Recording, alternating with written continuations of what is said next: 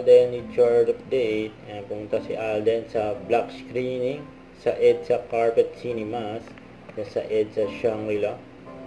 Nagpa-black screening ng Mamis at Titan Alden. Ang dahil pa mga security ni Alden, oh. Yung mga nakaitim.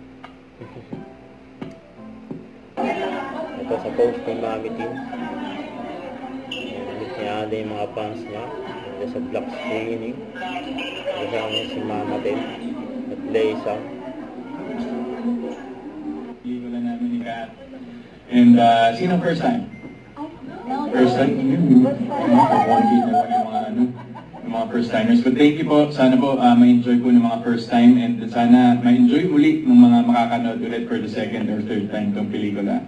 And help us spread the word. And sana with regards to piracy, huwag po tayo magpo-post ng mga clips po at mga eksena dito sa pelikula dahil medyo dumadami na po sila sa social media. So it would be a big help po kung matulungan niyo po kami na ma-pinpoint natin yung mga accounts na nag-post and hopefully ma-take down natin sila siyempre para ma-preserve natin yung quality ng pelikula na sa cinemas lang siya mapapanood. So once again, thank you and enjoy the film.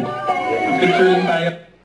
Huwag kalimutan mag-subscribe, click on notification bell for more update. Ito po ang Mature Reaction Vlog by Gate Team for What.